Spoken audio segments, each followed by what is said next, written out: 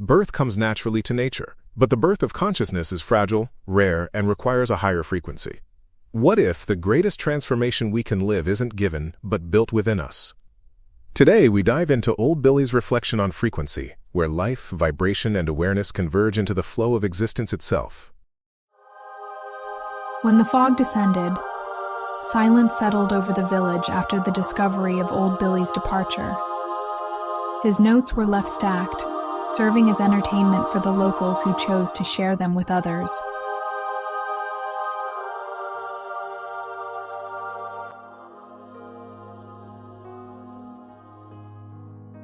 I am a father and was there at the birth of my 3 children. It is a moment of light where nature screams to our hearts, imposing its greatness upon the limitations of the rational mind. This is a natural, unconscious process where no intentional vibration is required from us. Even so, I say this is the greatest emotion a human man can experience. On the other hand, we are life, and transforming ourselves into an oasis is something that requires a massive deconstruction effort to reach a frequency level capable of giving birth to life in the improbable. Furthermore, we can lose everything in a fraction of a second if we close the spring of water with our doubts and fears. Births of consciousness are delicate, which is why there are fewer oases than we would like. The awareness of living frequency is life that goes on. Analysis of frequency. Old Billy text explores the nature of creation, transformation, and the fragility of consciousness through the metaphor of birth, both physical and existential. It juxtaposes natural, unconscious creation, the birth of a child, with deliberate, conscious transformation, becoming an oasis. This contrast highlights a central theme. Some forms of creation happen effortlessly, through nature's command. Other forms require deep, intentional work, yet remain fragile and easily undone.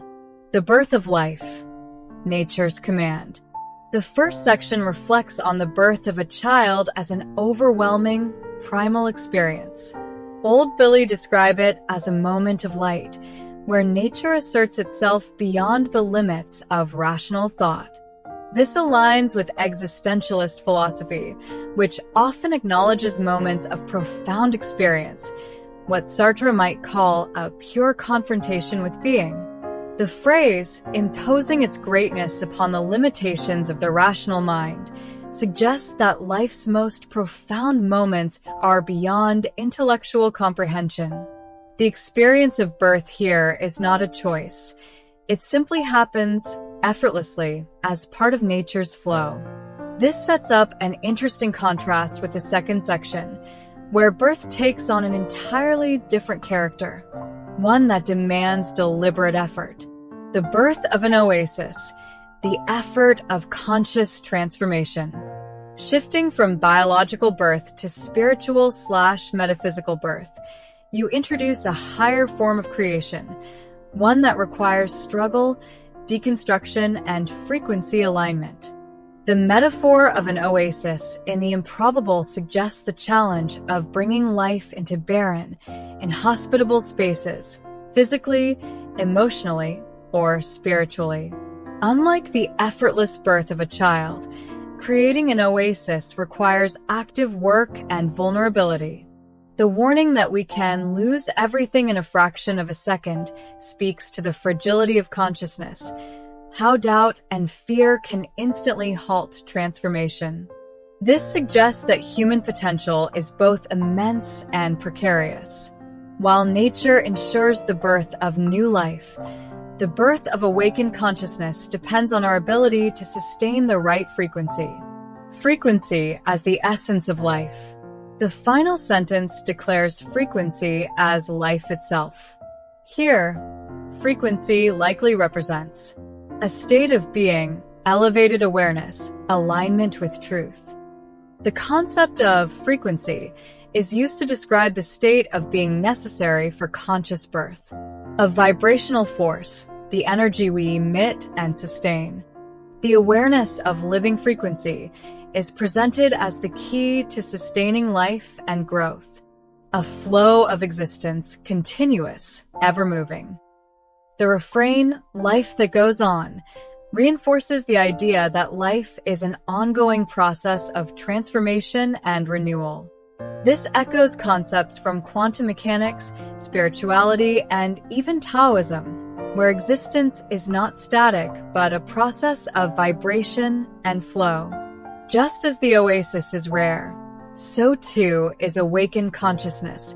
It must be cultivated, protected, and sustained. The phrase, "life that goes on," reinforces the idea that frequency is not a fixed state, but a living movement. Final reflection. The text presents two contrasting modes of creation. Nature's effortless birth, instinctive, unconscious, inevitable. The intentional birth of consciousness, deliberate, fragile, and requiring alignment. This suggests a deep existential truth. While nature gives us life, it is up to us to nurture higher awareness. And yet, like an oasis, consciousness is vulnerable. Doubt, fear, and misalignment can make it vanish. In the end, the text is a meditation on the responsibility of being alive. Life itself may be automatic, but its deeper purpose depends on how well we maintain our frequency. Hi, everyone. I'm sorry Dr. Andrew Weber is absent, but he left us some notes, and since Ava mentioned that this text resonates with quantum mechanics, I'd like to ask Ivy to read a little bit of it, please. Sure, it is my pleasure. Here it goes. Greetings to all my Old Billies group. Here is my collaboration with the frequency note, but first and foremost, I call your attention for some important considerations. It is crucial to note that these are metaphorical interpretations, not direct scientific assertions. Quantum mechanics is a complex and constantly evolving field, and its philosophical interpretations are subject to debate. Nevertheless, quantum mechanics provides a vocabulary and conceptual framework that can enrich our understanding of abstract concepts such as consciousness and personal transformation. I hope it adds on your process of self-development. Quantum mechanics, with its fundamentally different approach to reality compared to classical physics, could interpret the text frequency in interesting and metaphorical ways. Here are some perspectives based on quantum concepts. 1. Moment of light and quantum states. The moment of light, described in the birth of children, can be seen as a high-energy event, an abrupt transition between states, similar to a quantum leap. In quantum mechanics, transitions between energy states are often accompanied by the emission or absorption of photons, which are particles of light.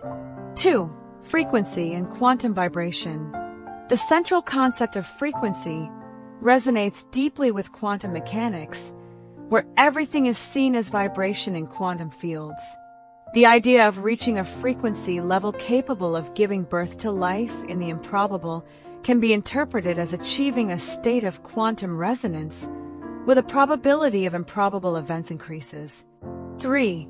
Deconstruction and quantum tunneling.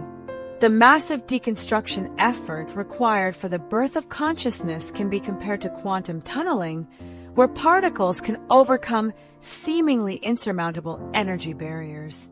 This suggests that personal transformation may require an effort to overcome mental and emotional barriers, allowing consciousness to tunnel to a new state. 4. Losing everything in a fraction of a second and wave function collapse. The fragility of births of consciousness and the possibility of losing everything in a fraction of a second can be compared to the collapse of the wave function in quantum mechanics. In quantum mechanics, a quantum system exists in a superposition of states until it is measured, at which point it collapses into a specific state. Similarly, consciousness can exist in a state of potential until doubt or fear causes its collapse. 5. Life that goes on and the quantum field. The phrase, "the awareness of living frequency is life that goes on," can be interpreted in light of the idea that life is a manifestation of a fundamental quantum field that is always in a constant state of flux and transformation. Warm regards to all of you. Dear Ava, your analysis and the one provided by Dr. Weber perfectly complement each other, and I'm grateful for the privilege of hearing both of you. I can't help but imagine old Billy's expression, knowing that his words are receiving such thoughtful attention. Well, I suppose that's just the way life goes on. Thanks, Brian, and thanks to you all.